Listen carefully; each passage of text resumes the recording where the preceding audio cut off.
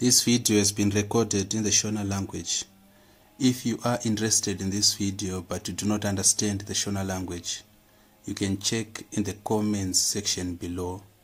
You are going to find a link which takes you to a video recorded in the English language but containing the same content. Thank you. Tava pa number 9. Pa number 9 toda kutama functions. In number 9 out of 28 questions, question paper ratiri kuita ndere SIMSEC Zimbabwe Schools Examination Council, written in 2016 June session, paper 1, O level mathematics of course. Saka question yedu iri kuti, if the function of x is equal to 1 over x squared, provided x is not equal to 0, find part A, the function of minus 3, then part B, the values of x when the function of x is equal to 1. Taudzwa kuti the function of x is equal to 1 over x squared. Ndokubva zvanzi x is not equal to 0. Saka part yekuti x is not equal to 0 ndo yatinoti range. Zvirongozama kutaurwa panapa. We are not expected kutaura zvakawanda at O level, because topic yema functions, it's one of the preliminary topics ku advanced level pure mathematics. Kureva kuti vachazoita pure maths, that is next year, judging kuti muri kunyora O level this year, ndopa muchazonyatso kuita ma functions. But now ingoripo ndeye kuti x cannot be equal to 0, because kana x akava equal to 0, zvoreva kuti the function of 0 is going to be equal to 1 over 0 squared, which is 1 over 0, and we cannot divide 0 into any number because the answer is undefined, or it's actually equal to infinity. So x cannot be equal to 0. I'm just explaining zvisiri so much in the scope of ordinary level mathematics. A yedu manje ndo yatakuda kuanza. A iri kuti we have to find the function of minus 3. So kuti find the function of minus 3, as you can see by direct comparison, tika compare the function of x e ne the function of minus 3, you are going to see kuti tango replace x na minus 3. Panapa tati function of x kana kuti f of x, pasasi tanzi titsvage f of minus 3. Kureva iko kuti kutsvaga the function of minus 3, we are just going to substitute pana x with minus 3. So here becomes minus 3 squared. Kureva kuti answer yedu is going to be equal to 1 over, what is minus 3 squared? We know that the square of a negative number is a positive. Because kuti minus 3 squared, kuti minus 3 times minus 3, my negatives achava a positive. 3 times 3 in the 9. Kureva kuti our answer, it's 1 over 9. Tatopedza. It's as easy and as straightforward as it is. Let us go to B. B yakuti, find the values of x when the function of x is equal to 1. Saka the function of x tanzi, it's equal to 1. We need to find the value or the values of x.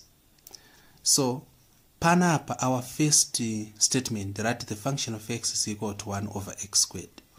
Kureva kuti instead of saying the function of x is equal to 1, we can say 1 over x squared, it's equal to 1.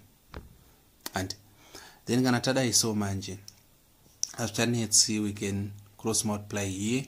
Kureva kuti 1 it's equal to 1 multiplying x squared.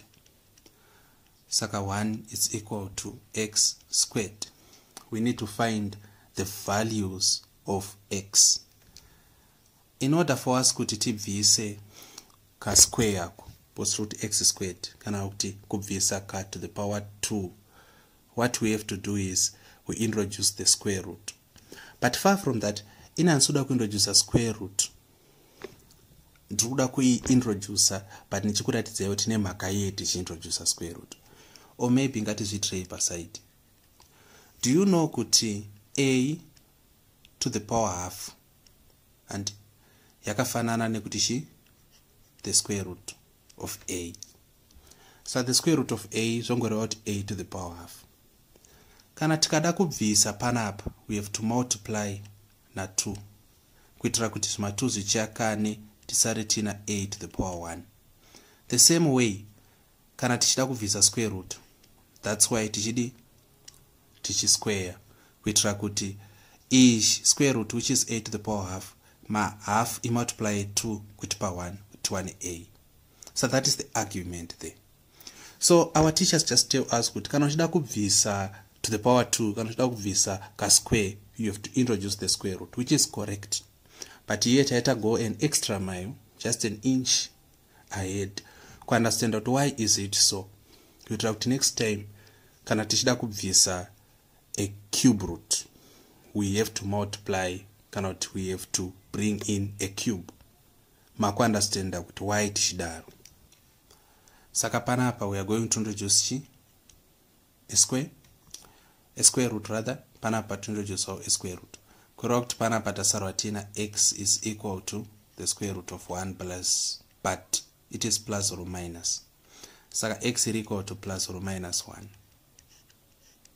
X can be plus 1, x can be minus 1. Can we prove our answer? Saka panapa ndo patakuda kuisa proof yacho. Saka tiri kuti isusu x can be equal to 1 or minus 1. Ndozoreva kuti x can be equal to plus or minus 1. Saka panapa taudzwa isusu the function of 1. Ngatsvake the function of 1. Inenge iri 1 over 1 squared, which is equal to 1. Saka ichokwadi kuti x can be equal to 1. Tikatsvakawo the function of minus 1. Inenge iri 1 over minus 1 squared is equal to 1. 1 over minus 1 squared ndi 1, saka pandiani ndi 1. Saka that is our proof. Tango ratidza kuti our answer is correct. X is equal to plus or minus 1. There is a mark lost, kana kuti a fraction of a mark which you lose kana ukasati x is equal to plus or minus 1. Kureva iko kuti this is very important. This is very, very important. Make sure that x yako is equal to plus or minus 1. That should be your default, unless uchishanda nezvinhu zvekuti they cannot have negative numbers. You should know that whenever you have a square root, x should be equal to plus or minus something. So that is the end of question number 9. If you have any questions related to how we worked through this solution, you have the comments section to air your queries. If you have any other SIMSEC, Cambridge, or just ordinary level mathematics, whatever syllabus, or level maths questions, you can find a way to bring them to me and I'll provide videos or a video explaining that particular question. Kana mabatsirika with this recording, please subscribe, share and like to help this channel grow, and also to make sure kuti vamwewo vanodawo masvoma akatsanangurwa mu Shona yakazanga nayo nechirungu asi Shona nonetheless vabatsirikewo. Otherwise, take care bantu, take care.